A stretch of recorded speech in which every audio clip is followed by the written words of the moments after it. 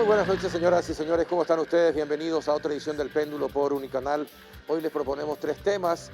En el primer bloque estaremos hablando acerca del secuestro mortal en el norte del país, un ataque que pone en jaque nuevamente a la FTC. Nos acompañará precisamente en el bloque el capitán de navío Oscar Chamorro, comandante de las Fuerzas de Tareas Conjuntas. El segundo bloque vamos a hablar acerca de un hecho sin igual, cuál es la auditoría a las binacionales, ya es ley, y podrán controlar los gastos sociales tras aprobación de la misma. Nos acompañará en ese bloque el doctor Darío Ortega, director jurídico de la Contraloría. Y el último bloque, por supuesto, que vamos a hablar acerca de salud y el COVID-19, es que llegan 1 millón de dosis de la vacuna Pfizer este viernes.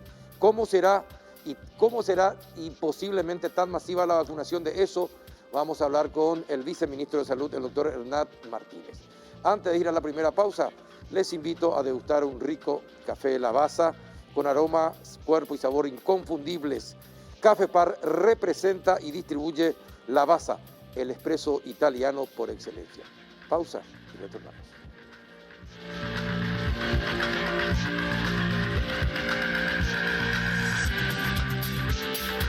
Importante que son las máquinas para tu trabajo.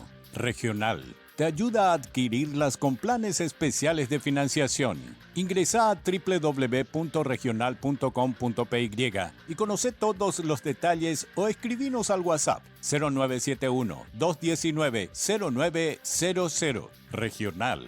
Creemos en vos.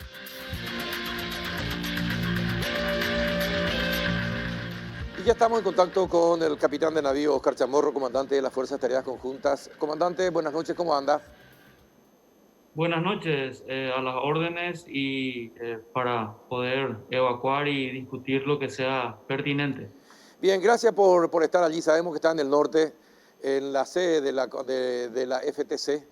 Bueno, ¿qué pasó en este secuestro? ¿Por qué mataron a Jorge Ríos? ¿Y por qué es tan difícil, otra vez la misma pregunta de siempre, encontrar a estos bandidos? Bien, con relación a la infeliz situación en la que ejecutaron cruelmente al secuestrado, obviamente confluyen varios factores. No podemos dejar de mencionar que la primera complicación en cuanto a la negociación surge de que ya se tomó conocimiento de los términos de la negociación y en esos términos, en el panfleto dejado, estaba justamente que no debía de socializarse. Por otro lado, también haciendo una acotación específicamente sobre ese panfleto y las condiciones en las que se solicitaba la entrega de dinero, ya de público conocimiento, ahora podemos mencionarlo, eran de cumplimiento muy difícil. No tanto por el monto del dinero, sino por las condiciones en las que uno tenía que hacer la navegación desde la ciudad de Bellavista y aguas abajo, ¿verdad? Hacia la estancia, por decirlo así.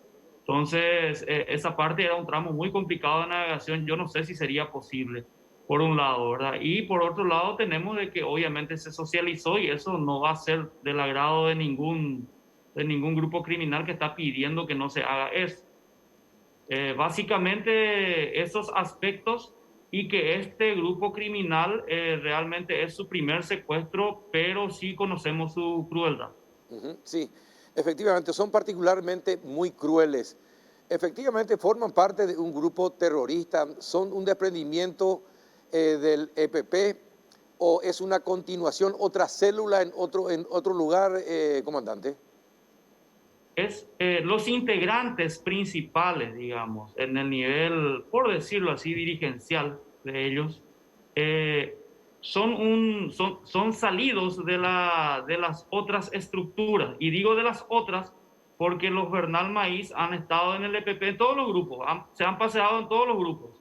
En todos ellos, según la información de inteligencia que maneja nuestra gente, han salido por diferencias justamente con relación a lo que ellos llaman la disciplina revolucionaria. Entonces, por esa razón, ellos han salido del EPP, después estuvieron en el EML y ahora están militando en esta agrupación terrorista criminal que se autodenomina ACA. Bueno, ¿Y por qué es difícil encontrarlos, comandante? ¿Qué de particular tienen para no ser encontrados? Porque se habla de que eh, se produjeron 3 ataques en los últimos meses en esa zona. Y todos esos ataques perpetrados por este mismo grupo, incluso uno de ellos con un secuestrado equivocado. Eh, ¿Qué es lo que está pasando? ¿Por qué son indisciplinados aparentemente, salen de las otras agrupaciones por la indisciplina, pero sin embargo para las fuerzas de seguridad es difícil dar con ellos y detenerlos o eliminarlos? ¿Qué pasa? Bueno, una precisión a lo mejor con relación a lo que llamamos la disciplina. La disciplina nos referimos a ese concepto, digamos, más ideológico de su accionar. Nosotros nos percibimos en este perfil, o en los integrantes de este perfil, un componente ideológico de la misma magnitud Ujú. que en los otros grupos sobre todo, ¿verdad? Y por otro lado, tenemos que recordar también de que en su momento este grupo ya sufrió, si mal no recuerdo, 19 bajas, de los cuales la última baja que sufrió justamente fue la de su líder, que fue abatido en un enfrentamiento con la Fuerza de Tarea Conjunta cerca de Paso Horqueta, ¿verdad? Entonces, ellos quedaron cuando eso disminuir, ya estaban pocos y quedaron disminuidos, menos uno es el líder, el vicelíder toma el liderazgo, por decirlo así, de este tipo de grupos. Y hoy en día están entre 4 y no más de 6. Y esa cantidad pequeña es bastante difícil de precisar geográficamente, considerando que en el terreno que se ha movido todo este tiempo es bastante amplio. Estamos hablando de línea recta desde sus primeras acciones hasta el final, por decirlo, cerca de la comunidad conocida como Huañandú, y termina en la frontera con el Brasil, inclusive ya en territorio brasilero. Estamos hablando de 140 kilómetros en línea recta más o menos ahí. Entonces es un terreno muy amplio que, al ser pocas personas, dificulta bastante la ubicación por parte de nuestros órganos de inteligencia todavía. Hoy me preguntaban, pero ¿qué buscan estos terroristas? Piden $200.000, viven en el monte. ¿Y qué van a hacer con esa plata? ¿Van a irse del país? ¿Van a vivir a lo grande en otra parte? ¿Qué hay detrás de todo esto, capitán? Porque ya han pedido $700.000 en otro caso, ahora pidieron $200.000, pero siguen en el monte, viven mal, escondiéndose permanentemente. Entonces, ¿cuál es el fin de este grupo? Esto los convierte exclusivamente en criminales, ya prácticamente hasta si se quiere seriales. Lo que tenemos acá es de que es difícil, en primer lugar, desde nuestra razón y nuestra lógica, analizar y encontrar un fundamento, en primer lugar, a una ideología que está totalmente perimida en el mundo. No existe absolutamente ningún solo ejemplo que nos pueda decir que lo que ellos pretenden ideológicamente es el camino para solucionar las cosas que, entre comillas, reclama. Por otro lado, eh, cualquier capitalización en cuanto a dinero que ellos tengan, en esta etapa ellos van a tratar de conseguir más armamentos y más capacidad de combate, como así también ir comprando, porque eso es lo que hacen, más gente. Comprando, digo, porque le dan dinero, ofrecen dinero para ingresar en sus filas también. Comandante, ustedes se dan cuenta que después del asesinato de este joven en manos de estos delincuentes, otra vez está en jaque la continuidad de la FTC. Se conformó una comisión de la Cámara de Diputados, se quiere conformar una comisión bicameral justamente para investigar el trabajo que hace la FTC. ¿Y cómo se sienten ustedes ante estos fracasos? Porque finalmente uno escucha y dice, ¿a cuántas personas liberaron? ¿Cuántos bandidos mataron? ¿Qué pasa que no llegan al núcleo central donde están los jefes después de tantos años de combate? Entonces, ¿qué explicación usted le puede dar a la audiencia que en este momento está viendo el programa? En primer lugar, que celebramos que todos los poderes del Estado, en este caso el Congreso Nacional, nos auditen, se comprometan también con nosotros y nos controlen y nos acompañen, porque es la mejor manera de entender el problema. Primero tenemos que entender el problema, la naturaleza del problema y las particularidades de este tipo de problemas. De esa manera, las soluciones planteadas, así como las expectativas con relación a las soluciones planteadas, van a estar un poco más acordes a la amenaza. Tenemos una vasta experiencia mundial también que nos puede servir para analizar eso. Yo no quiero entrar demasiado en detalles en eso porque hasta parecería parcialista si yo lo digo. Por otro lado, cuando nos dicen y nos dicen que es un fracaso el hecho de que hayan matado a un secuestrado, claro que es un fracaso. No podemos admitir de otra manera. Ahora, si cuál entonces es la forma de trabajar es lo que deberíamos de preguntarnos y nos hacemos esa pregunta siempre y encontramos lo siguiente. Lo que nos resta es fortalecer nuestras capacidades para mejorar nuestra eficiencia. El año pasado nosotros hemos tenido, cuando nos dicen a cuántos han agarrado, a cuántos han neutralizado, hemos neutralizado a 9 integrantes de las organizaciones terroristas, de los cuales uno de los integrantes es justamente el líder de esta organización criminal ACA. Los otros 8, históricamente por primera vez 8, fueron abatidos del otro grupo criminal EPP. Y según el propio comandante Oviedo Brites, socializado a través de las redes, el EPP nunca sufrió tantos golpes como ese año desde su creación. No creo que estén felices tampoco ellos con eso, pero eso no quiere decir que nosotros estamos conformes. Por otro lado, también es difícil materializar o visualizar qué evitamos. Y eso es algo que es difícil de medir y hay que analizar un poco a la luz de una suerte de ejercicio de sustitución. Si nosotros nos retiramos, ¿qué sucedería? Si encaramos de otra forma, ¿qué sucedería? Hay que hacer ese ejercicio. Yo no quiero entrar en demasiados detalles porque creo que finalmente nuestra existencia o no no depende de nosotros. Nosotros somos empleados de la nación paraguaya, estamos subordinados a los poderes del Estado y respetuosos de lo que ellos digan que tenemos que hacer o no hacer. Comandante, cuando se tiene que hablar de éxitos, ¿de qué éxitos podrían destacar la FTC? Hoy en día decir éxito, hasta si se quiere, se podría considerar de mal gusto considerando la situación. Hechos, hablemos de hechos. Hechos que podría colocar desde el punto de vista de qué hacemos. Vamos a considerar un año ya, digamos, completo, el 2020. En el 2020 tenemos a 9 neutralizados. De esos 9, repito, uno de ellos es el líder de esta organización ACA. 8 son miembros del EPP, de los cuales uno de ellos, o ella, una persona femenina en este caso, ha sido capturada con vida. Eso es bastante valioso desde el punto de vista de entender de que nosotros no buscamos solamente asesinar ni matar gente, porque la ley nos impone también esa situación y así debe ser.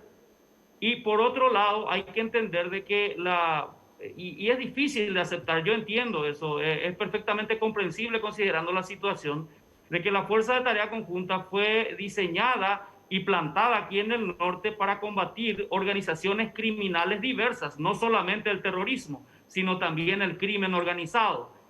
Con los números del crimen organizado, para ponerlo en perspectiva, el año pasado tenemos alrededor de 3 millones de kilos de marihuana sacada de circulación y más de 1.300 kilos de cocaína.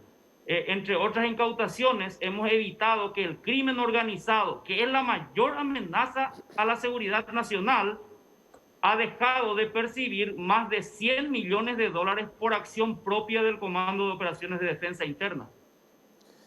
¿Y por qué la gente no conoce esos detalles? ¿Qué falla? ¿La comunicación? Tenemos que aceptar de que es una gran deuda que tenemos el saber expresarnos y comunicarnos con la sociedad. Por eso decimos, no pire anduilaro y criticaron ore, porque finalmente ore boílaro falla, en el sentido de que no sabemos colocarnos en una posición de empatía con la sociedad y que ellos puedan entender que este trabajo o el análisis de este trabajo y los resultados es muy diferente a otro tipo de trabajo en primer lugar.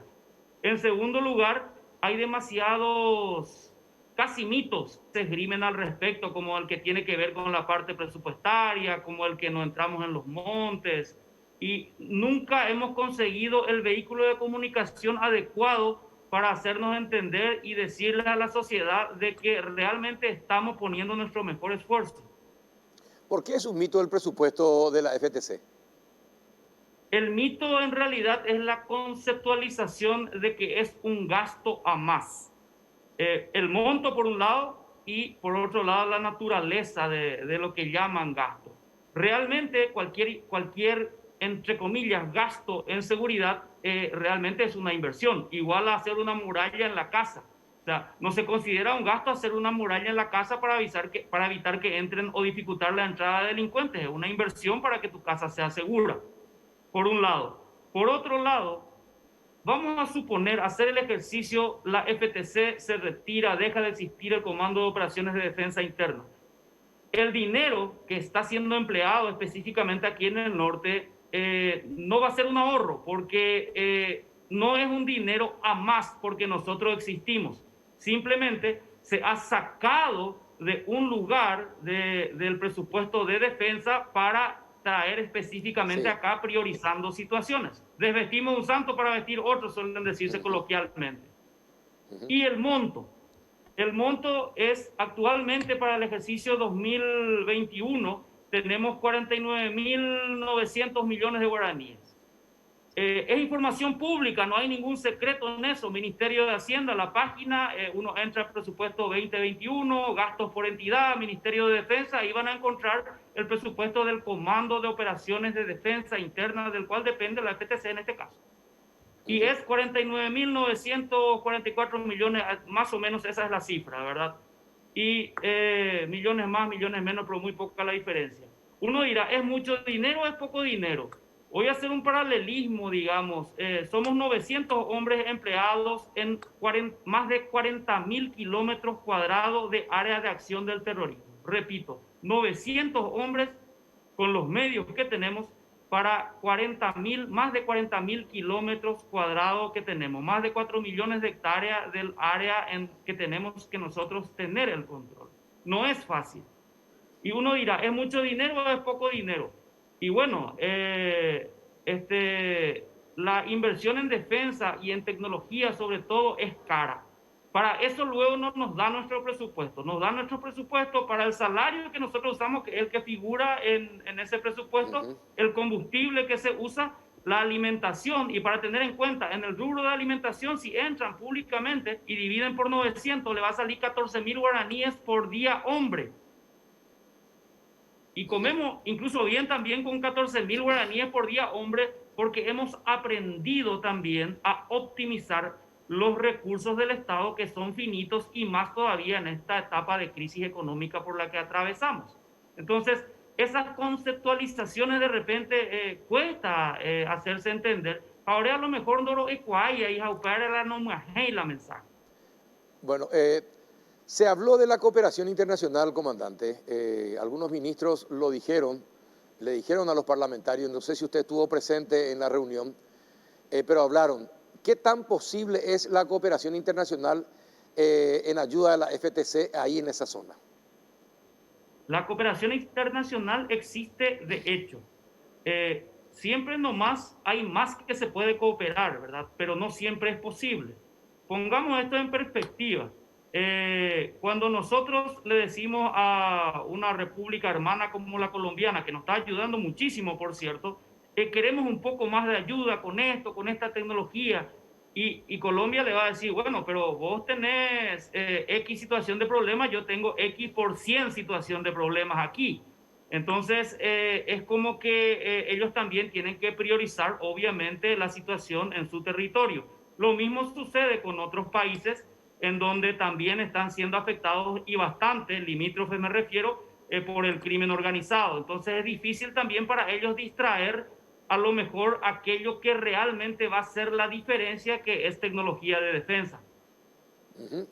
Pero es posible en estas épocas y en estos tiempos, es posible la ayuda para seguir cooperando en la búsqueda de esta gente, sobre todo de los terroristas, sin dejar de lado y descuidar lo que es el crimen organizado, los cultivos de marihuana, cocaína, el traslado de cocaína, etcétera, etcétera. ¿Podrían conseguir más ayuda, comandante? De hecho, siempre estamos en ese esfuerzo de conseguir toda la cooperación internacional posible. Y ha mejorado, ¿verdad? A lo mejor no en los términos y en el nivel que sería el ideal, pero hay que reconocer de que sí tenemos una ayuda de peso de los países aliados nuestros. Por otro lado, hacer una precisión también, ¿verdad? De que el combate al crimen organizado y al terrorismo, dos aristas del trabajo de la Fuerza de Tarea Conjunta, se hacen sin que uno le saque esfuerzo al otro. ¿Y eso por qué? Porque el terrorismo en Paraguay comparte el escenario, el terreno con el crimen organizado. O sea, ellos se mueven en las mismas áreas donde están los cultivos de marihuana y también donde están las pistas clandestinas que recepcionan la cocaína proveniente del extranjero y que luego es reenviada a los países vecinos. Bueno, pero esa cooperación entre los bandidos también, comandante, ¿es efectiva, es real o cada uno por su lado en el mismo territorio? Hasta ahora, lo cual no quiere decir que no pueda mudar en el futuro. No existe una amistad, digamos, grande. Lo que existe es un no molestarse los unos con los otros, y los grupos terroristas podrían o están aprovechando la logística, sobre todo de que usa también la misma logística que usa para producir marihuana en este caso, ¿verdad?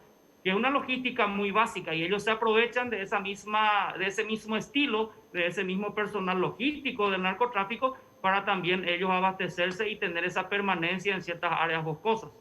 ¿Cómo se puede evitar que sigan reclutando gente, comandante? Porque estos balbuenas son jovencísimos. Vimos también videos y sabemos de casos de chicos muy jóvenes, adolescentes incluso, que ya forman parte. ¿Cómo es que siguen reagrupándose y juntando gente? En realidad sigue habiendo, pero en menor medida. Hay que recordar un poco que entre 2014 y 2016 aproximadamente, podemos afirmar de que eran los grupos terroristas en total, eran aproximadamente 50 o un poco más los que estaban alzados directamente en armas, combatientes armados, llamemos, ¿verdad? Hoy en día, la información que tenemos, producto de llegar a diferentes lugares en donde nos dio acceso a información veraz, comprobable de la situación de ellos, podemos decir de que está entre 20, 22, tal vez 23 personas. Entonces, por más que hayan reclutado, a lo mejor no es mucho lo que han podido reclutar también, y todo eso tiene razones. Esas razones son una mezcla de, por un lado, el y nadie quiere vivir mal. Por otro lado, también solemos decir acá, usar un dicho en guaraní, ¿verdad? Que dice, asfalto hombo dispara terrorista. En los lugares donde se pudo entrar con políticas públicas fuertes y de desarrollo sostenible, la propia población expulsa al terrorista y no encuentran ahí caldo de cultivo para reclutar. Pero obviamente siempre hay uno, dos, tres que podrían ser susceptibles al reclutamiento, que es el caso en este nuevo, ¿verdad? De estas personas identificadas que mencionaste. Ahora, usted habló de ideal en cuanto para el trabajo. ¿Cuánto de hombres y cuánto de armamento, cuánto de tecnología sería lo ideal para que el trabajo sea más efectivo? Es difícil dar números y finalmente no me compete a mí. Recuerden que yo soy un simple usuario de las capacidades que el Estado pueda darme para poder combatir en el terreno a esta gente. Hay que mejorar, te diré así en forma, por decirlo así, genérica y esquemática. Hay que mejorar las capacidades de inteligencia. No puedo decir cuáles porque eso sería un despropósito. hay que mejorar también nuestra capacidad de responder más rápido ante un evento o de irnos más rápido llegar más rápido a un lugar cuando sabemos algo. Estamos hablando de emplear masivamente medios aéreos, a lo mejor, bueno, masivamente un decir, ¿verdad? También hay que tener el helicóptero, por ejemplo. Y necesitamos la capacidad de poder operar en todo tiempo y 24 horas, ¿verdad? Cosa que es tecnología de defensa. La mayoría de las Fuerzas Armadas del mundo la tienen. Seamos sinceros, en Paraguay no tenemos porque demasiado tiempo se han degradado los medios que tienen las Fuerzas Armadas, por lo tanto hoy en día no están disponibles. Hay una sobreestimación también de la sociedad de repente a las capacidades que tienen las Fuerzas Armadas y no están. Es decir, que falta mucho de armas y tecnología. Armas como tal, no. En armas como tal, hasta te diré que nosotros estamos bien. El problema no es, el problema es la detección del enemigo, no es el enfrentamiento con el enemigo. Estadísticamente, nosotros tenemos un número. En el 2020, por cada enfrentamiento que tuvimos, hemos dado o hemos neutralizado a 2.5 terroristas. Si aumentamos la cantidad de enfrentamientos, vamos a seguir aumentando los números netos. El problema es tener los enfrentamientos. ¿Y cómo tenemos los enfrentamientos? Detectando al enemigo. Y esa detección es la que es difícil y para eso se necesita realmente tecnología de defensa que no tenemos disponible en el Paraguay. ¿Es posible conseguirla? ¿Y cuánto costaría, comandante? Mire, los costos son variables. Nada en materia de tecnología de defensa es barato. Pero sí es conseguible. Un Estado como el nuestro, si llegase a adquirir la tecnología de defensa que se requiere y de la que estoy hablando, que si me disculpas no quiero mencionarla en forma específica, les puedo asegurar que triplicaríamos nuestros números de combate al crimen organizado, por lo menos duplicaríamos los números de combate al contrabando también, y por supuesto tendríamos mucho más chances de más temprano resolver el problema del terrorismo. Pero nuevamente, solucionamos el problema. Tiene un proceso de solución que va a ser muchísimo más corto con esa tecnología de defensa de la que me estoy refiriendo. Cuando usted hablaba de darles de baja en la conferencia de prensa la semana pasada, eso es, ¿cómo se tiene que entender? Se supone que tiene que ser en un enfrentamiento.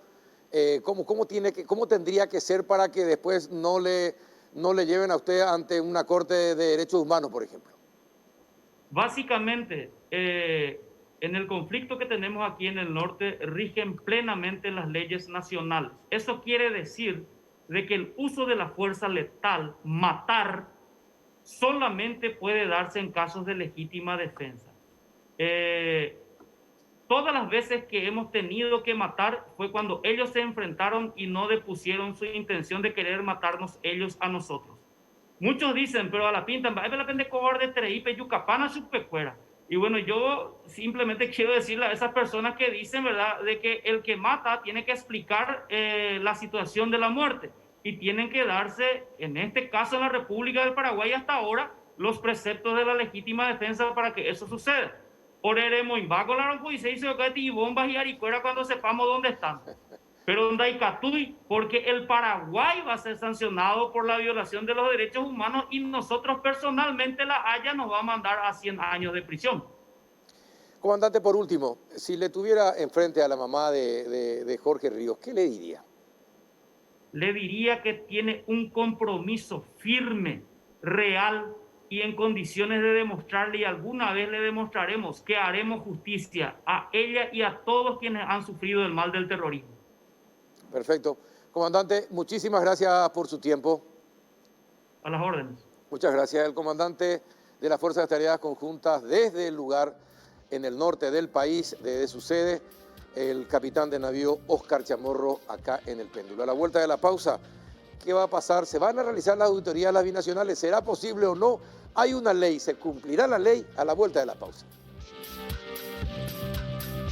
En Bristol festejamos nuestro aniversario a lo grande y te triplicamos tus chances para ganar 50 millones en electrodomésticos. Aprovecha con la compra de cualquier producto, participás del sorteo. Cumplimos 41 años y el agasajado sos vos. Escucha esta super oferta. Lavarropas Midea 6 kilos, carga frontal. Precio normal 18 cuotas de 250.000 guaraníes. Ahora, solo 18 cuotas de 149.000 guaraníes. Contactanos ya al WhatsApp 0991-670-000, llamando al 519-4000. También a través de nuestras redes sociales o comprando online en www.bristol.com.py. Bristol, la mejor casa de electrodomésticos del país. Y bien, ya estamos en compañía del doctor Darío Ortega, director jurídico de la Contraloría General de la República. Buenas noches, doctor, ¿cómo está? Buenas noches, don Carlos, ¿cómo te va? Un saludo a toda tu gran audiencia. Bueno, finalmente ya está la ley. El presidente la promulgó, está la ley para el control de las binacionales. Pero hay una acción de inconstitucionalidad. ¿Qué pasa con la ley entonces? ¿Ya rige, no rige? Hasta que se decida la inconstitucionalidad, ¿ustedes pueden entrar, no pueden entrar? ¿Tendrán protocolos? ¿Qué se puede decir? Bueno, para empezar hay que aclarar que son dos cosas distintas. La inconstitucionalidad es anterior a la promulgación de esta ley y va contra un acto normativo que es la resolución dictada por la Contraloría. Esta nueva ley que ahora se promulgó y tenemos nosotros para reglamentar, lo que hace no es que nos da la facultad a poder fiscalizar. Esa facultad la tenemos de la Constitución Nacional en el artículo 284. Lo que hace es que nos obliga a hacer como mínimo 2 auditorías durante el año a las binacionales, una financiera y otra de obra. Nada más que eso. En virtud, para cumplir esta ley, nosotros vamos ahora a hacer un calendario para poder cumplir con el requerimiento de la ley y poder empezar las auditorías tanto a Itaipú como a Yacyretá. En cuanto a la acción, esa acción hasta el día de hoy no ha tenido el trámite. No se conformó todavía ni la Sala Constitucional. No, la Sala Constitucional siempre está constituida porque son 3 ministros estables. Lo que nunca ocurrió es que no se le dio trámite o no se tuvo por iniciado, ni tan siquiera se estudió la medida cautelar solicitada. Es decir, jurídicamente hoy no existe esa acción. ¿La ley establece un plazo para el estudio? No. Lo que sí establece que una vez que se quede firme, una vez que ya se haya contestado el traslado por parte del afectado, en este caso nosotros, que haya un dictamen del fiscal general, tiene 30 días para expedirse. Eso es lo que dice, pero una vez que quede el Estado en estado de sentencia. Antes no.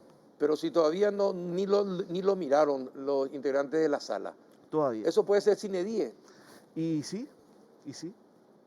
Pero como te vuelvo a decir, para nosotros, Contraloría, jurídicamente, esa acción no tiene efecto. ¿No tiene efecto? No, todavía no. Con la ley. Hasta que la Corte nos diga lo contrario, nosotros Claro. estamos habilitados para continuar. ¿Qué ocurre? ¿Por qué no hacemos nada con Itaipú?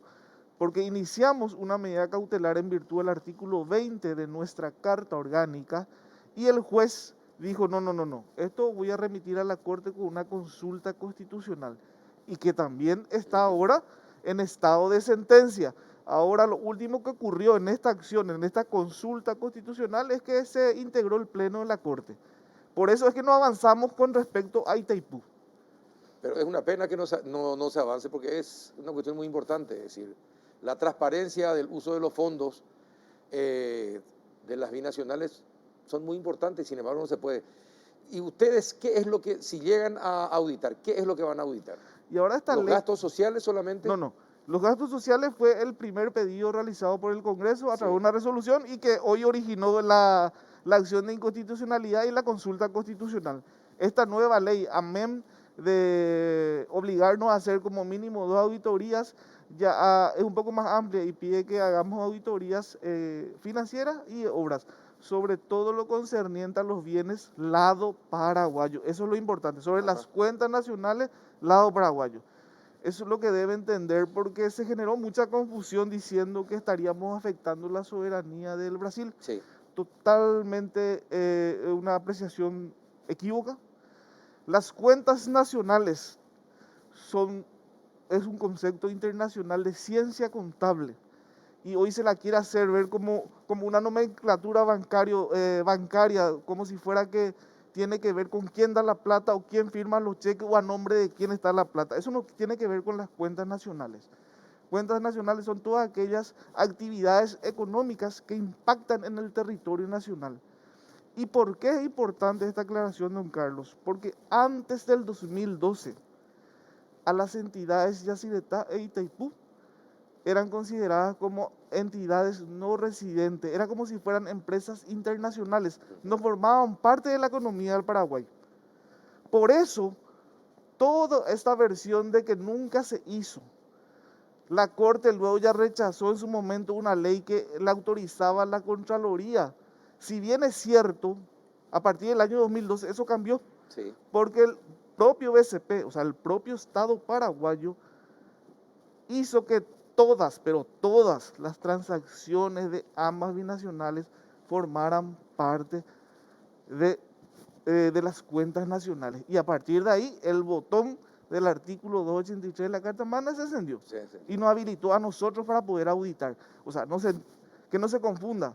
Cuentas nacionales no significa a nombre de quién está la plata o quién firma los cheques o quién decide, sino cuenta nacional es todo impacto de alguna actividad económica que impacte en el Producto Ahora, Interno de nuestro país. ¿cómo se explica? A ver, no tiene nada que ver tiene que ver con las binacionales y con Itaipú sobre todo. No tiene que ver con la ley en particular. Pero ¿cómo se explica que la Corte Suprema de Brasil no permita el control y sin embargo acá ahora tenemos una ley? Son las naciones que forman Itaipú tienen leyes absolutamente diferentes. ¿Cuál es la que debe primar entonces? ¿La ley paraguaya, la ley brasilera, lo que dice la Corte Suprema de Brasil, lo que dice la Corte Suprema paraguaya? Te voy a responder de atrás para adelante. La que debe primar es la ley paraguaya. Y la máxima ley paraguaya, la Constitución Nacional, está por encima del tratado. ¿Qué ocurre con el Brasil? El Brasil, según su constitución, ¿quién debe juzgar las cuentas de las binacionales? El tribunal, el tribunal de Brasil, que es un órgano jurisdiccional muy diferente a la Contraloría General de la República, que no tiene un poder de jurisdicción, sino tiene un poder de fiscalización y control. Son dos entidades diferentes. Por eso lo que el Brasil en su momento dijo le afecta primero solo al Brasil. Sí. Segundo, el ente que le controla a ellos es totalmente diferente desde su esencia mismo a la Contraloría. Y tercero, lo que la Contraloría va a controlar bajo ningún sentido le afecta al Brasil, porque nosotros no vamos a ir a indagar qué hizo el Brasil con su plata. No vamos a cuestionar al Brasil por qué pagó tanto por una obra. Lo que hace Brasil con el dinero que le corresponde es problema de Brasil y nosotros no vamos a objetar eso. Nosotros solamente vamos a fiscalizar, como lo dice la Constitución, lo que le afecta a la economía del Paraguay. Ahora, y le pregunto, si la ley ahora se promulgó, Sí. entonces, ¿cuál es el periodo que auditaría la Contraloría? Bueno, en el proyecto que estamos analizando, queremos hacer 2 auditorías durante el año, tal como ordena la ley, y sería en septiembre y en marzo. Son las únicas fechas disponibles que tenemos porque nosotros durante todo el año organizamos un plan general de Cada 6 auditoría, meses, está bien. ¿sí? Y que nos lleva todo el año, entonces es el único espacio que nos queda disponible. Y eso es lo que ahora se está analizando, los técnicos de la Contraloría están analizando porque se tiene que formar un equipo grande para esto, porque nuestras entidades son monstruosas. Claro, pero ¿qué periodo de tiempo? En principio vamos a hacer del 2019-2020, pero yo creo que vamos a irnos hacia atrás también. ¿Se puede? Sí, yo creo que sí. No había ningún problema. ¿Y si esos documentos están en Brasil? No todos, vuelvo a lo mismo. Nosotros lo que vamos a pedir son los gastos y las gastos, erogaciones, inversiones realizadas en el lado paraguayo. O sea, y eso debe tener Yacyretá, debe tener Itaipú. Es más, lo tienen. Prueba de ello es que Yacyretá no está enviando los documentos. Porque nosotros hablamos de las inversiones realizadas en el territorio paraguay, obras realizadas en el país. donaciones realizadas en el país. Esos documentos están dentro del territorio nacional. Y todos los documentos que envió Yacyretá, ¿les sirven, son actuales o son de años anteriores? Es un cúmulo muy importante, supera miles de documentos. Se estuvo haciendo un análisis, faltaron algunos documentos, se le volvió a reiterar y estamos en eso. En ¿Qué principio tipo de no documentos sirve, faltaron? específicamente no te puedo decir porque eso está a cargo de la Dirección de Control Gubernamental, la que hizo el análisis documental de qué se pidió y qué envió, pero se le volvió a reiterar y estamos esperando eso. Y terminar no vamos a poder con esos documentos, pero sí estamos avanzando a poquito. ¿Qué ustedes piensan de esa dualidad de criterios de las binacionales? Por una parte Yacyretá que da, y por otra parte Itaipú que se niega y que presenta una acción de inconstitucionalidad. ¿Qué piensan ustedes de esa dualidad de criterios? Y mucho no podemos entrar a tallar nosotros como un órgano extrapoder lo que pueden hacer los demás, y mucho peor cuando son entidades que van a estar sometidas a nuestro control, ¿verdad? No quisiera opinar sobre el por qué actúan de ese modo, pero bueno, con la última actuación, con la última promulgación de esta ley por parte del presidente de la República, creo que es una señal clara de que las cosas van a cambiar ahora. Claro, uno no entiende nomás, Itaipú, el jefe de Itaipú es el presidente de la República, porque es la alta parte. Sí. La más alta parte de Paraguay es el presidente de la República en Itaipú. La más alta parte promulga una ley que permite, pero el director y los consejeros presentan una acción de inconstitucionalidad totalmente contraria. Inaudito o inentendible o finalmente alguna resolución de la Corte puede parar todo el proceso de investigación que puede hacer la Contraloría. Yo creo que lo que ocurrió acá, Carlos, y me animo a decírtelo porque desde un inicio lo dije, es que se estandarizó el argumento del por qué la Contraloría no podía ingresar. Todos esos argumentos sí eran válidos, pero son argumentos que datan antes del 2012. Es más, yo pude leer ya en parte de la acción y se citan doctrinas del año 1996. Se cita un parecer del Procurador General de la República del Paraguay, pero del año 1996. Se cita una nota del Contralor General de la República del año 2006, donde se asumía que no podía entrar a auditar a la entidad. Y todos esos documentos y todo ese criterio era válido, pero hasta el 2012. Después del 2012, las reglas de juego cambiaron. Yo creo que ahí es donde nos actualizó el criterio del fundamento del rechazo. Ahora, pero hay también documentos elaborados por gente de Itaipú, por el Congreso, por congresistas inclusive, y por conocidos abogados, que señalan que finalmente, más allá de la binacionalidad, Itaipú es una institución pública, ¿verdad? Dirigida por funcionarios públicos que vienen de tal lugar y son trasladados a Itaipú, pero son funcionarios públicos. ¿Sí? Y como tal tienen derecho a rendir cuentas de lo que hacen. Así mismo. ¿Verdad? Y hay dictámenes de gente importante al respecto. El propio tratado establece que las responsabilidades civiles y penales de los funcionarios van a ser conforme a las leyes del país donde se ocasionan. Exacto. Los funcionarios de Itaipú están obligados a presentar su declaración jurada. ¿Y ustedes tienen todas las declaraciones sí, juradas? Sí, se está haciendo, se están abriendo sumario a mansalva ahora en la Contraloría de todos los funcionarios públicos que incumplen con la norma. ¿Y cuántos son de binacionales? No, eso se encarga la Dirección General de Declaración Jurada, pero un montón, muchísimos sumarios. Muchísimos. ¿Y cuáles son las sanciones a aquellos que no presentan? Y son de 24 millones de guaraníes. Bueno, para gente que está acostumbrada a ganar mucha plata, 24 millones no es nada. Y no declaran y no presentan su declaración jurada. Y siguen en sus cargos. A lo que voy es que sí, para eso sí rige la ley paraguaya. Bueno, ¿y cuándo comienza el proceso de investigación? ¿Cuándo van a entrar? ¿Cuándo van a irse? Porque eso va a ser todo un tema y seguramente la prensa va a estar ahí para saber si les abren o no les abren las puertas, si ingresan o no ingresan. ¿Cuándo se iniciaría el periodo de control? Primer paso, esta semana quitamos la resolución que reglamenta el periodo, que calendariza las auditorías. Vamos a notificarle a los entes del principio de la auditoría, vamos a presentarle al equipo auditor y ahí vamos a ver la reacción. Ajá. ¿Y cuál va a ser el protocolo? No, y ese va a ser el protocolo. Ese va a ser el protocolo. Claro, se le comunica que se inicia el proceso de auditoría. Y ahí ya se pone la fecha en que se inicia. Todo, y se le presenta al equipo auditor y se le dicen los documentos que se necesitan o se precisan. Ahora, ¿ustedes van a estar en la oficina o van a pedir que les envíen los documentos a la Contraloría? Eso queda a criterio del equipo auditor, de acuerdo a la necesidad. En principio se piden los documentos, pero de ser necesario se va a acudir a la oficina. Y usted como abogado, como director jurídico, asesor jurídico, ¿qué piensa? ¿Qué sería más conveniente? No, este trabajo de auditoría es demasiado técnico. Queda a cargo y a conciencia de los auditores que saben qué mejor le conviene a ellos si estar ahí o tener a mano los documentos. Ante la negativa, sí, yo voy a intervenir. ¿Cuántos días de plazo tienen una vez, suponiendo que pidan los documentos, en cuántos días se tiene que dar cumplimiento al pedido?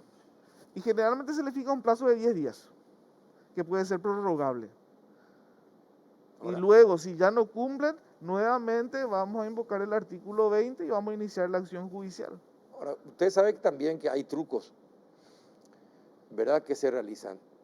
Le van a dar a lo mejor 2 departamentos completos de documentos. Y hurgar en esos documentos les va a tardar años, tiene que empezar a hacer el seguimiento de cada uno. Es decir, hay muchas formas de eludir un buen control. Y una de ellas es dándole cajas y cajones y piezas de documentos donde se pueda perder lo más importante. Si hay algo que aprendí en estos 2 años que estoy en la Contraloría es la alta capacidad técnica de la gente que trabaja. No creo que eso ocurra, ¿Sí? don Carlos. ¿Estás seguro? Muy capaces, don Carlos. Te puedo asegurar. Me quito el sombrero ante los funcionarios de la Contraloría. Bueno, ahora, una vez que hagan la auditoría, supongamos que encuentran irregularidades, ¿qué pasa con el trabajo? Y vamos a depender de qué tipo de irregularidades. Penales, de tipo Y penal. vamos a hacer el reporte de indicios chepuniles tal cual lo venimos haciendo con otras entidades. Eso no varía nada. ¿Cuántas de las denuncias penales que ustedes encuentran en los controles que realiza la Contraloría envían a la Fiscalía y cuántos llegan a juicio y cuántos tienen sanciones? ¿Cuánto se va? No depende de un porcentaje, depende de lo que encontremos. Sí. O sea, puede variar en años. Perfecto. ¿Pero Pero ¿cuánto aproximadamente, regularmente por año? ¿Cuántas En el irregularidades por año 2020 encuentran? hicimos un total de reportes de 52 reportes chepuniles. Por ejemplo, y como te comenté en la pausa, el 29 de julio se hace la audiencia del juicio oral y público al intendente de Jesús. Eso es como consecuencia de la denuncia realizada por el Contralor Benítez al inicio de su mandato. Claro, pero hay un sinfín de denuncias que también realiza la prensa, basados muchos en los informes de la Contraloría. ¿Y dónde se van todos esos documentos que hablan de gravísimas irregularidades y después no llegan a juicio, pasa el tiempo y no pasa nada? Sí, no, lo que pasa es que tiene, así como la Contraloría tiene su plazo para iniciar y terminar una auditoría, los juicios en el Poder Judicial también tienen sus etapas, tienen su fase. Un ejemplo, durante la pandemia la Contraloría advirtió las irregularidades en las compras de los insumos, ¿te acuerdas? Hoy mismo está vigente esta causa abierta contra esta gente y siguen las investigaciones. ¿Ustedes no son parte? No, nosotros no tenemos legitimación procesal para intervenir en un juicio penal. A pesar de encontrar evidencia de irregularidades, no son parte. Nosotros estamos obligados a hacer la denuncia. Quien lleva la acción penal pública es la Fiscalía. Nosotros no tenemos la capacidad para intervenir. Es más, llego a presentar un escrito, eso puede ser considerado como un atropello al poder jurídico que tiene la Fiscalía. La Fiscalía. Ustedes no pueden, enviarle nota a la Fiscalía. Señores de la Fiscalía, solicitamos informe acerca del estado de los casos que les enviamos, cuántas fueron a juicio, cuántas... Ustedes no pueden hacer eso. Hacemos un seguimiento, Carlos, pero no tenemos esa fuerza como para obligar para que llegue a juicio, porque no te olvides... No que importa los si no llegan a juicio. Pero es lo que más se reclama. Es trabajo fiscal. Claro, pero es lo que más se reclama. Claro. Y muchas veces el fiscal también se ve detenido en sus acciones como consecuencia de las chicanas procesales, que todos sabemos que ocurren. Pues es un tema muy complejo, don Carlos, y no es fácil apuntar o direccionar una culpa hacia un u otro No, sector. no es buscando culpas, es al contrario. Es tratar de que todos coordinadamente trabajemos para que ningún delito quede impune. Así mismo. Quede impune, porque no hay nada peor que el funcionario público que le roba a sus compatriotas en la función, estando en la función. Eso sucede todos los días en todos los departamentos y las ciudades del país. ¿Quién es castigado? ¿Y en qué condiciones está el país? ¿Sí? ¿En qué condiciones están los departamentos y las ciudades del país? Con toda la plata que reciben de las binacionales, Muchísimo. con toda la plata. ¿Y dónde está? ¿Dónde se fue la plata? Y esperemos que se hallen a los culpables, esperemos que los juicios terminen. Y bueno, está en manos de la justicia ya eso, don Carlos. Sí, Vamos a pero, hacer la presión que corresponda a nosotros desde donde podamos y sin que eso sea considerado como una injerencia, claro. porque eso puede recaer mal en la persona del contralor. No, puede pero ser, puede ser objeto de un juicio político pero o no, pero que consecuencia de ustedes eso. pasen un informe detallado, no sé, semestralmente o cada 3 meses, de todo lo que presentaron y donde hay sospechas de graves ilícitos, y pasen a la prensa y que la prensa se encargue de difundir, y que la prensa se encargue de irse ante el fiscal o ante el juez, de qué pasa con este caso. Sí, señor. Es más, me adelanté a eso y te estoy trayendo una carpeta que ¿En serio? contiene todas las denuncias realizadas, no solo 2019-2020, sino desde el 2016 hasta la fecha. Ahí está en esa carpeta. Está acá. Y te voy a dejar a vos como para que puedas observar y darte cuenta también. Están individualizados las intendencias, las gobernaciones, los montos. ¿De cuántos montos estamos hablando en estos Muchísimo. años? ¿Cuánto sería muchísimo? Desde el 2019 al 2020 hablamos más de 400.000 millones. ¿De guaraníes? Sí. ¿Estamos hablando de cuánto? ¿$800.000? No, No, mucho más, 50 millones de dólares. 400.000 millones de guaraníes. Sí. Ah, no, eso sí, es muchísimo más. Una locura, sí. En el 2019 estamos por los 58.000 Sí, millones. estamos los Y en 60 el millones de dólares 2020 más. es donde se impulsó la mayor cantidad de monto denunciado. Y estamos ahí. ¿Y por qué en el 2020? ¿Qué pasó? ¿La pandemia? No. Son de ejercicios anteriores. Lo que pasa es que se abarcó más auditorías a más entidades y bueno, y eso arrojó un número más grande. Hoy todos lamentamos la falta de medicamentos, la falta de caminos, puentes que se caen, puentes que no se hacen en ciudades y existiendo dinero suficiente para hacerlo, para obras sociales. Tenemos que saber dónde se fue la plata para obras sociales de las binacionales. Así mismo. Porque recién ahora, con este dinero que se recibió, se pudieron hacer muchas cosas. Ahora, cuando eso ya tendría que haber existido con anterioridad. Así mismo.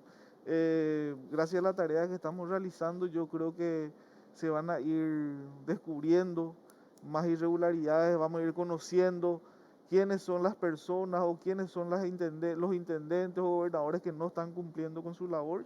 Y bueno, será la justicia quien se encargue de juzgarlo. Ahora, ¿cuáles son las instituciones, más susceptibles en donde es más fácil hacer ilícito, cometer ilícito? ¿En qué tipo de instituciones? Cualquiera, eso no tiene una... Demográficamente en cualquier lado se En puede cual- no, hacer el perfecto. fraude, sí. Pero cualquier hay lado. lugares donde la gente quiere ir, quiere ser nombrado en tales lugares. No, generalmente no es un trabajo que nos compete determinar o estadísticamente no estamos haciendo ese trabajo. En todos lados, ya digo, las denuncias hechos punibles van desde Itapúa, Chaco, Central, Asunción, de todos lados. Ahora, y en estos últimos 2 minutos que tenemos,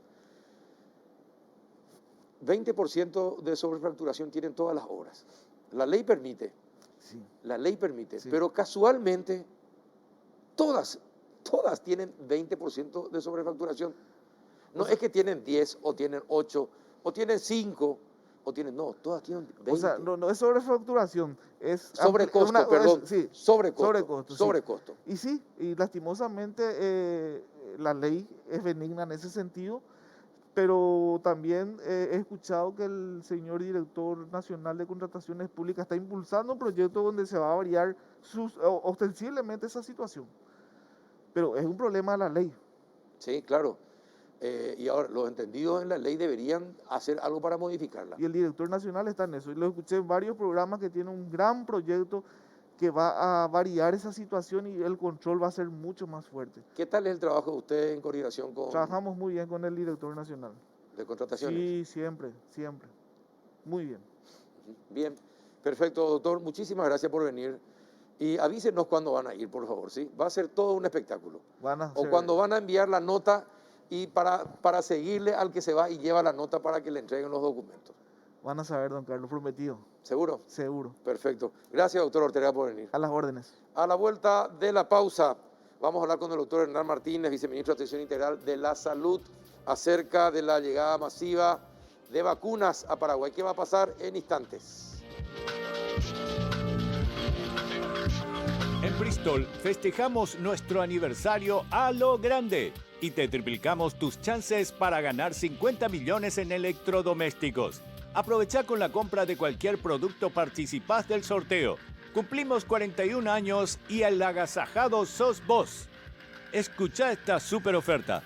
Televisor Tokio HD de 50 pulgadas. Precio normal 18 cuotas de 251.000 guaraníes. Ahora, solo 18 cuotas de 179.000 guaraníes. Contactanos ya al WhatsApp 0991-670-000, llamando al 519-4000. También a través de nuestras redes sociales o comprando online en www.bristol.com.py. Bristol, la mejor casa de electrodomésticos del país.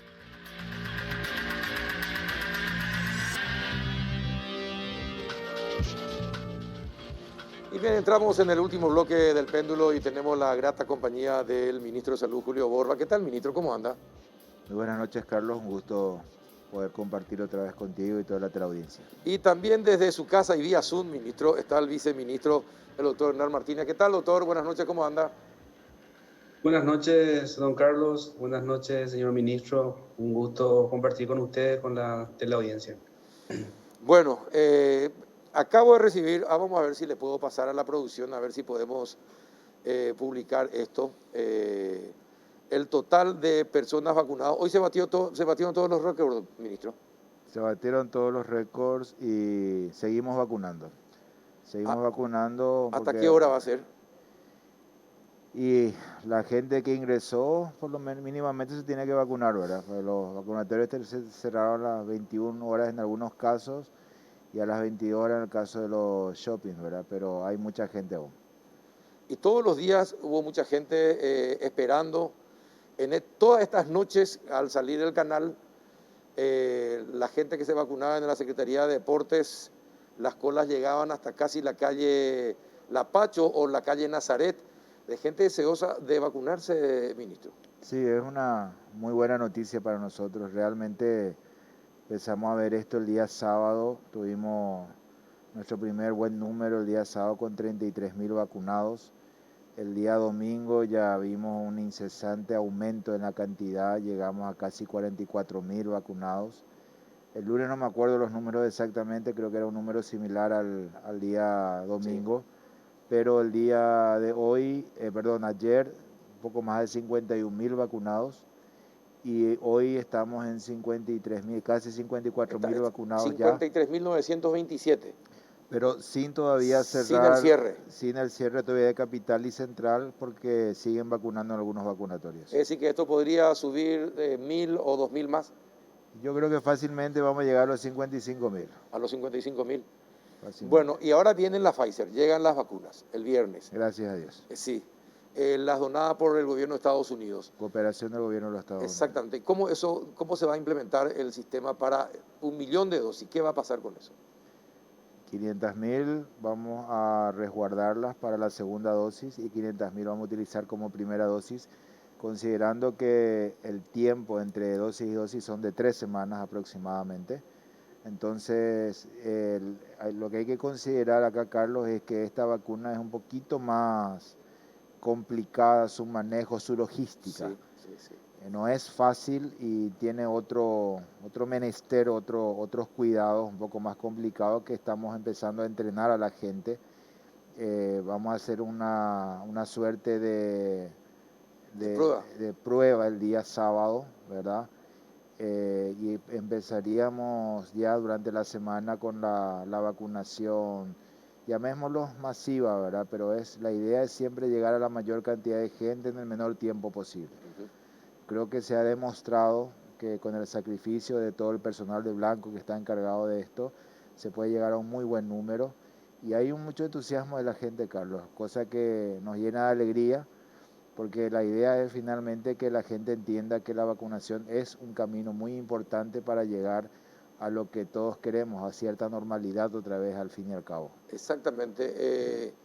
Esto va a exigir, una distribución solamente acá por la zona central, en las principales No, capitales departamentales. ¿Cómo va a ser la distribución de esta va a vacuna? ser la distribución a todo el país, Carlos. Las principales cabeceras regionales, no estoy al tanto todavía, no me estoy acordando, por la hora debe ser ya que si eran todos los vacunatorios, más de 200 vacunatorios, pero una buena cantidad, porque exige un mayor control, como te decía, logístico, tema de las temperaturas y el manejo, pero sí la idea es llegar a la mayor cantidad de gente posible. Creo que vamos a tener una masiva concurrencia con estas vacunas, recordando también que si Dios permite la próxima semana, el próximo fin de semana empezaríamos ya a recibir también las vacunas de Pfizer que hemos adquirido a través del gobierno nacional. Llegan el 16, parece. El Puede primer ser, lote parece que llega el 16 de julio. puede ser. Yo sé que usted por confidencialidad no me puede decir. No, por cábala, Por, por cábala. Hasta que decole el avión. hasta que decore el Hasta que avión. el avión, está bien. Pero ¿y sería semanalmente cuántas? ¿200.000 vacunas? No, semanalmente es un lote hasta completar entre 200 y 250.000 vacunas Por mes. mensuales. Por mes. Pero vamos a intentar hacer los intentos ahora para aumentar un poquito esos lotes, ¿verdad? Y también ver la factibilidad ya de ampliar el contrato para comprar mayor cantidad que está dentro del contrato firmado. Ajá. Ahora, doctor Martínez, la logística, ¿cómo se va a implementar con la Pfizer en la región, en el país? Bueno, así como dijo el señor ministro, esta plataforma tiene algunos cuidados. Sí. Justamente hoy, en una de las reuniones, el doctor Castro nos estuvo mostrando a través de un video los pasos que se tienen que, tener en cuenta para que el biológico sea inyectado o inoculado en una persona. Eh, Justamente para eso se está haciendo la capacitación a los compañeros que van a tener a su cargo la inoculación. La logística está prevista en el sentido de que la mayoría de los vacunatorios de las regiones tienen sus ultra freezer, tienen sus termos, digamos, especiales como para poder, una vez que se saque del ultra freezer, del termo especial, ¿verdad? Puedan ser inoculados. Pero repito, tienen unos 14 pasos, ¿verdad? Para poder inocular este biológico. Entonces, es un entrenamiento que ya se está haciendo por la gente del país. Nosotros como servicio de salud estamos ya distribuidos, ¿verdad? De tal manera a poder apoyar y dar cobertura con todos los médicos disponibles. De hecho, quiero comentarles que todos los médicos de nivel central estuvieron distribuidos en los vacunatorios para poder ayudar con el tema de los certificados médicos. Eso también hizo que mucha gente que llegó sin tener el certificado médico que acreditaba una enfermedad de base pueda vacunarse. Y estamos muy contentos con con una preparación desde el punto de vista físico, mental, ¿verdad? Porque esto realmente va a ser una prueba de fuego para nosotros y esperemos salir victoriosos de esta prueba. Uh-huh. Ministro, ya se decidió 16 y 17 hacer los días de asueto para la vacunación. ¿Ya se fijaron las posibles fechas? Se fijaron posibles fechas, vamos a dar a conocer, voy a entrevistar con el señor presidente mañana a la mañana para mostrarle más o menos cuál va a ser el esquema que estamos preparando. Lo queremos hacer en forma ordenada y bien planificada a fin de evitar aglomeraciones innecesarias. ¿verdad? Y queremos llegar, como te dije, a la mayor cantidad en el menor tiempo posible. Así que me Pero gustaría, sería fin de semana, sería lunes, martes, mañana te cuento, después de la conferencia de prensa. pero sería el próximo fin de semana. Puede ser. Puede ser. Bueno, está bien. Pero se va a hacer, ya se decidió hacer 2 días sueltos. No, estamos evaluando todavía cuántos días, pero en realidad vamos a hacer 1 o 2 días. 1 o 2 Pero días. ¿Y vamos. de qué depende fijar 1 o 2 días? No. Fíjate un detalle, Carlos. Uno piensa que por ser fin de semana, un día no laboral, tendría que haber mayor cantidad de vacunados, ¿verdad? Pero sin embargo, entre ayer y hoy Sí. se demostró que en un día laboral se pudo vacunar 55.000 personas. Sin embargo, el día domingo se vacunaron 44.000. O sea, yo creo que es una cuestión de que la gente también entienda que yo siempre prefiero esperar 2, 3, 6 horas incluso en una fila antes que perder 15 días en un hospital. Sí, definitivamente. Tiene razón. Esta gente cualquier cantidad de gente en los shopping también hoy, ministro, ¿no? Muchísima gente, hasta ahora seguimos teniendo gente esperando ser vacunados. Personal de blanco está trabajando intensamente. A pesar del agotamiento que tienen actualmente, están poniéndole el hombro y bueno, están trabajando y esperemos dar también la factibilidad a la gente que pueda ser vacunada. Doctor Martínez, la ARP puso a disposición también la Expo, el local de la Expo, para concretar un vacunatorio, construir un vacunatorio allí. Las instalaciones pueden servir para eso, decía el presidente de la ARP. ¿Ustedes hablaron ya con los ganaderos, con los empresarios de la ARP al respecto? Y las reuniones que se mantienen con el sector privado son permanentes.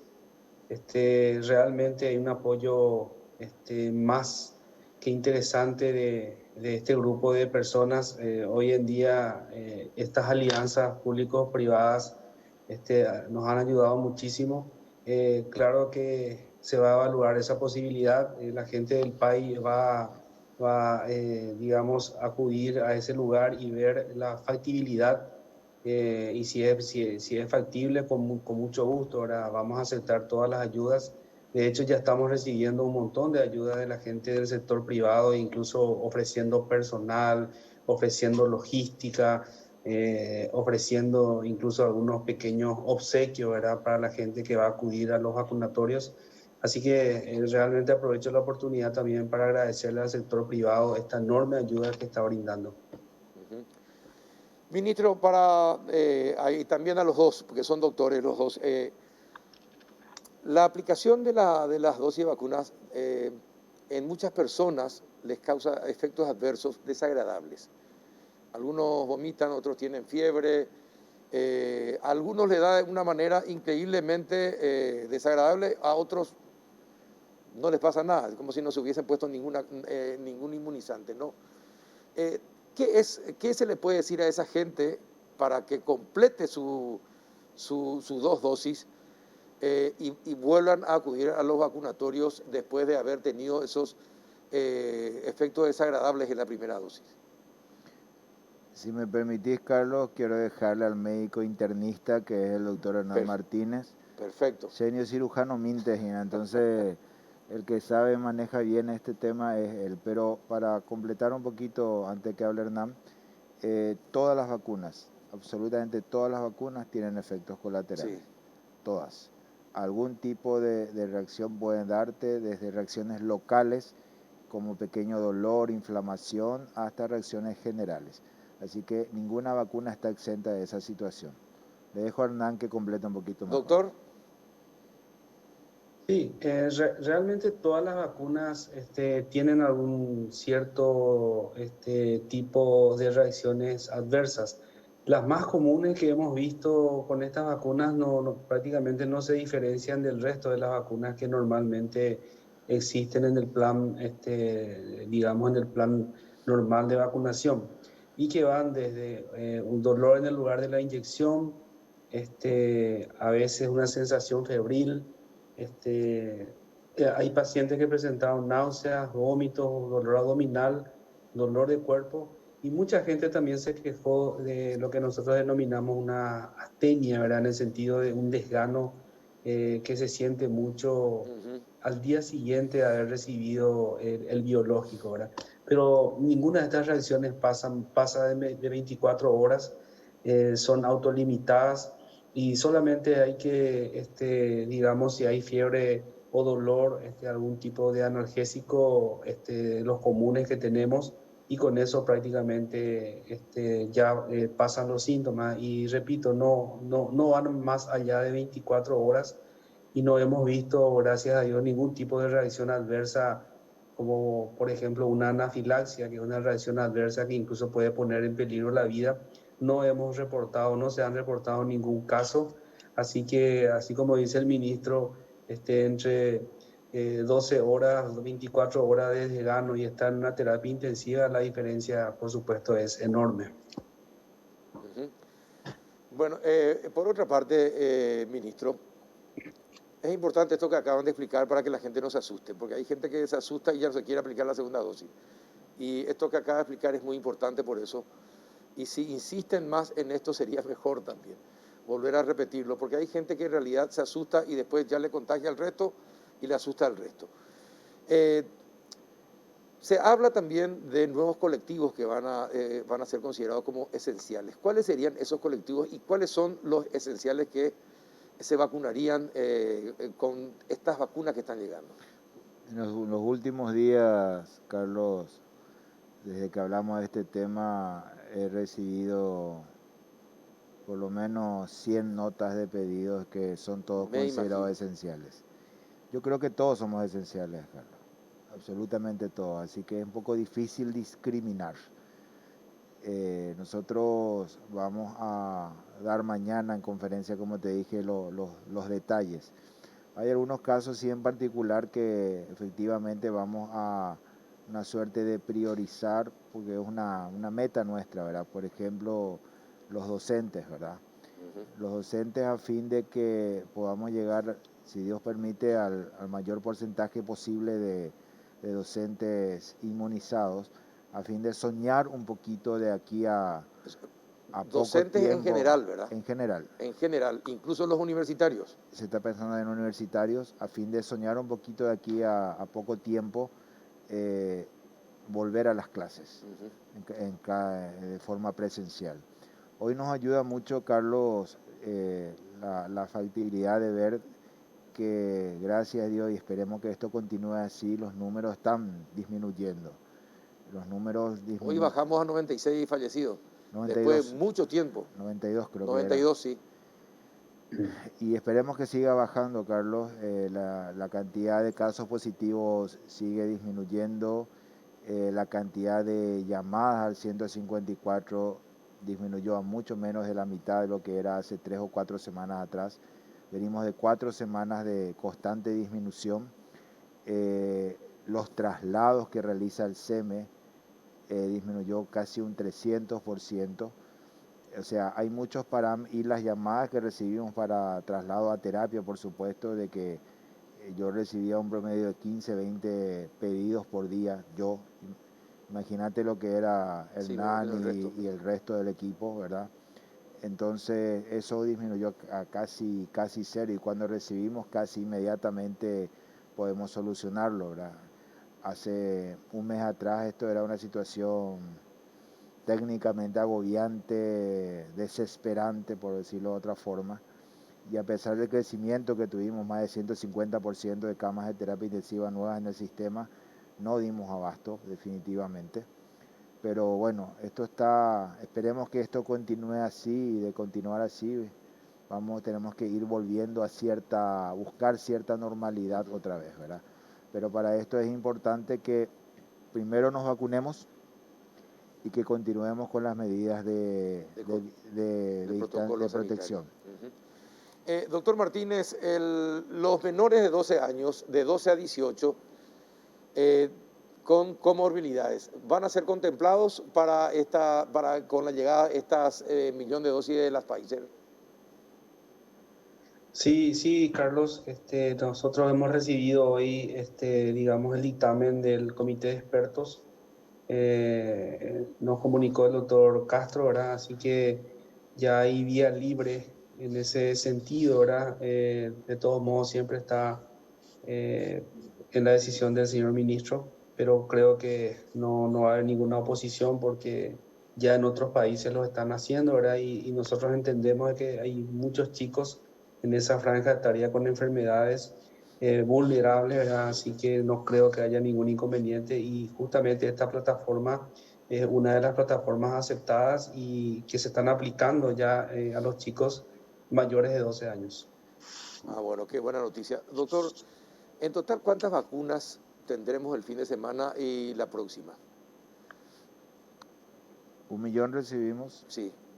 y a partir de la siguiente semana comenzaríamos a recibir los lotes de Pfizer también de la compra que te había dicho, que son pequeñas cantidades semanales que nos van a ayudar a continuar el proceso, a no parar prácticamente. Así que, y después tenemos lo que tendríamos que estar recibiendo de India, que esperemos que se haga. Las 2 millones de dosis. No, se pidió entre 400.000 y 700.000 en la primera partida. Tendríamos que estar recibiendo, si Dios permite, a fines del mes de julio o principios del mes de agosto. Y bueno, COVAX, que esperemos tener respuesta también en este. Algo por lo menos de COVAX. Algo. Es el menos seguro de todos. No, le Y hacía esta pregunta. falta Moderna, que tendríamos que recibir Exacto. un lote más de 150.000 a fin de este mes también. Y lo que usted se va a buscar ahora, la Johnson & Johnson también. Eso es más bien a modo de, planificar un poquito lo que sería el año que viene, Carlos. Esos son para los próximos años. Claro, por supuesto que voy a buscar la factibilidad de que si podemos comprar ahora, lo vamos a comprar. Pero igualmente mi visión es ver un poquito la planificación ya del año que viene, cosa que no nos tome de sorpresa y que podamos adelantarnos un poquito a los hechos en esta ocasión, ¿verdad? Tenemos muy buenas perspectivas para el año que viene. Ya tenemos que acá en Argentina se está fabricando ya la Sputnik V también. Entonces nos va a facilitar un poquito con respecto a la logística, ¿verdad? Pero la idea es, como te dije, ver todas las opciones que tenemos en Estados Unidos y planificar un poquito a futuro. ¿Y va a haber día específico para los niños, por ejemplo? Porque sí. hoy me decían, esta mañana en la radio me decían que va a haber día de los niños. Va a haber un día. Va a haber un día para los niños. Sí, señor. Ajá. ¿Y para el resto de los esenciales? Bomberos, policías, también va a haber días. Se está planificando todo correctamente y, si Dios permite, mañana, después de mostrarle al señor presidente todo el esquema. Todo el esquema vamos a dar a conocer en conferencia de prensa. Queremos hacerlo en forma ordenada, planificada, a fin de evitar aglomeraciones, y queremos utilizar el Aratirí ya, si Dios permite, a partir de la próxima semana. En principio 24 horas vamos a ir probando. Y acá me dicen, la gente pregunta si están coordinando con Tránsito y Caminera todo lo que va a ser la vacunación masiva. Carlos, todo es perfectible. Te puedo asegurar que se está trabajando absolutamente con todas las entidades del Estado. Estamos recibiendo ayuda del Ministerio de Obras Públicas, de la Secretaría de Emergencia Nacional, por supuesto, con el señor ministro Roa, de Copaco, Conatel, ANDE, y disculpen si me olvido, de Codena, todos los miembros de seguridad del país. Se va a recibir la ayuda de todas las entidades del Estado, pero por supuesto que seguro vamos a tener inconvenientes de entrada, porque esto es algo muy nuevo para todos nosotros, pero vamos a ir perfeccionando y vamos a ir mejorando, si Dios permite. Ahora, ¿qué tan beneficiosa fue la participación del sector civil, sobre todo de las autoridades Pfizer, para acelerar todo el proceso de compra de vacunas, la llegada de estas? ¿Qué tan importante fue, ministro? ¿En qué sentido? No entiendo. Y si tuvieron participación en esto de la logística, por ejemplo. No, fue señor fundamental. Harrison, la policlínica y compañía. Fue fundamental la ayuda con respecto a la logística, fue fundamental, eso es categórico. Nos ayudó mucho en el sentido de porque siempre un parámetro complicado de pasar era el tema de los ultra freezer, que en este momento nosotros ya estamos en proceso de compra también de los mismos, ¿verdad? Pero no podíamos perder tiempo y gracias a que el señor Harrison se ofreció muy gentilmente, con mucho patriotismo, por cierto, ¿verdad? A fin de poder ayudarnos en este menester, hoy tenemos la posibilidad de haber cerrado este contrato con esta empresa multinacional y bueno, tener la factibilidad de tener la vacuna. Ahora, me dijeron que usted tiene buen feeling con Euclides Acevedo, el canciller. Buen feeling, buenas sensaciones. ¿Cuál fue el papel del canciller también en todos los contactos para obtener las vacunas y traerlas en cantidades suficientes? No, yo puedo asegurarte, Carlos, de que el canciller en todo momento colaboró y colaboró muchísimo con nosotros. Él metió presión en absolutamente todos nuestros embajadores a nivel mundial a fin de que se nos faciliten se nos aplane el terreno a fin de poder llegar a lo que nosotros deseamos, ¿verdad? Nosotros siempre tuvimos muy buen relacionamiento y el señor canciller siempre dijo que cuando él asumió el cargo, el presidente le dio como indicación número 1 ayudar a salud pública en el menester de buscar las vacunas, ¿verdad? Gracias a él conseguimos muchas cosas, se nos facilitó muchas cosas en realidad y este es un trabajo en equipo, Carlos. Exacto, Este es un exacto, trabajo en por eso. equipo, todo el gobierno nacional, todos los ministros del Poder Ejecutivo, muchísimos funcionarios de otras secretarías del Estado y miembros de la sociedad civil, del sector privado, nos ayudaron en todo momento. Yo estoy más que agradecido porque siempre lo dije, esta es una guerra de todos, en la que todos estamos inmiscuidos como paraguayos y en la que todos salimos o nos unimos todos, Sí, así de simple. definitivamente. Ahora, doctor Martínez,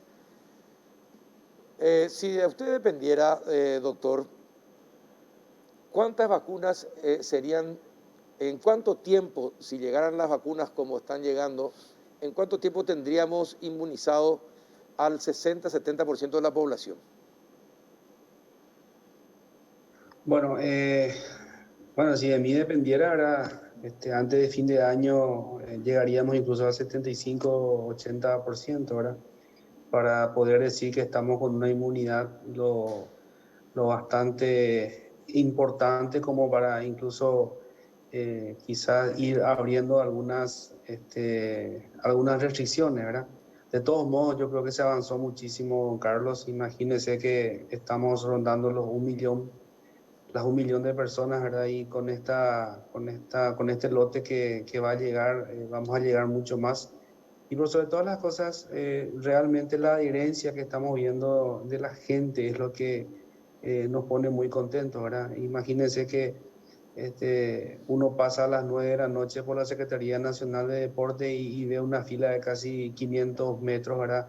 Y gente que está esperando con alegría, ¿verdad? O sea, la adherencia a las vacunas hace que nosotros también redoblemos nuestros esfuerzos, ¿verdad? Yo creo que a fin de año va a haber un panorama totalmente diferente, eso es lo que nosotros esperamos. Bien. Ahora, ministro, esta pregunta que también me piden que le haga. Hoy la Cámara de Diputados emitió un comunicado pidiendo que el Ministerio de Salud pida la devolución al sistema COVAX del dinero para la vacuna. ¿Se podría hacer esto en el Ministerio de Salud? ¿Se pensó eso o no? No, yo le tengo, aunque no lo creas, le tengo fe al sistema COVAX. El sistema COVAX nació con un fin muy... ¿Cuál es la palabra? Altruista. Altruista, sí. Altruista que tuvo sus inconvenientes debido a los acuerdos bilaterales que se hicieron por fuera del mecanismo COVAX. O sea, yo estoy dentro del mecanismo COVAX, pero igualmente me voy por la tangente y hago no negociador, queda mal esa palabra, hago Mi operación. mi operación igualmente con la multinacional. Tal es así, Carlos, que en algunos países se pagaron un promedio de 40-45 dólares por vacuna. Cierto. O sea, la multinacional, por supuesto, le vende al mejor postor, ¿verdad?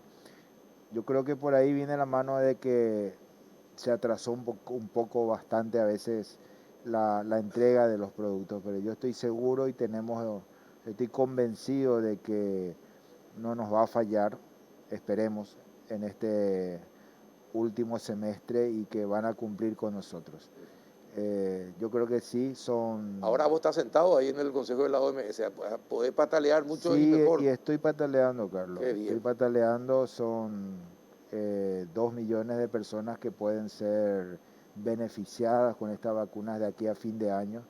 Imagínate, Carlos, que recibamos estas 4 millones de dosis hasta fin de año, van a ser 2 millones de personas beneficiadas. Hoy tenemos casi 1 millón de personas ya vacunadas. Estaríamos cerca de la meta. Vamos a tener 500.000 más con estas de Pfizer. Tenemos 2 millones todavía de Covaxin por recibir hasta fin de año, que es 1 millón de personas más. O sea, si Dios permite, vamos a tener muchas vacunas y podemos llegar a un porcentaje bastante elevado de vacunación en toda la población, que es lo que buscamos. Considerando que nuestra meta era 30%. Ahora, ¿cuál es el problema, Carlos? Y que esto se ve a nivel mundial. Nosotros tenemos una meta para llegar al 100% de la población objetivo, son 4.300.000 personas aproximadamente. Lo que se hablaba antes de empezar este proceso de vacunación era de que un 10% aproximadamente no quiere o no va a vacunarse. Sin incluir a los menores. Sin incluir a los menores. Pero, ¿qué es lo que pasa? ¿Qué es lo que se ve? Que es mucho más del 10% de las personas que no quieren vacunarse. No solamente en nuestro país, también en los otros países. Países de gran renombre llegan entre un 30, 40%. Y ofrecen cada cosa que ofrecen para que la gente intente vacunarse, increíble. Exactamente. Sí. Entonces, no podemos nomás nosotros ofrecer alcohol por una cuestión lógica de salud pública, ¿verdad? Pero podríamos tener una gran afluencia ahí, pero yo considero que vamos a hacer todos los intentos posibles de llegar a la mayor cantidad de personas y creo que vamos a superar ese 30% ampliamente antes del fin de año, si las cosas se van dando como se van dando. Ministro, cuando viaje, no desaparezca, sino atienda al teléfono cuando está en el exterior, por favor, ¿sí? Ni una posibilidad. Qué malo. Y le agradezco que venga, ministro. Le vamos a pedir al doctor Martínez que atienda a él por lo menos, desde acá. Le agradezco que venga, sé que está muy cansado, sé que prácticamente no está durmiendo y para nosotros es un honor que haya venido a pesar del cansancio y esté con nosotros, muy importante y le agradezco muchísimo.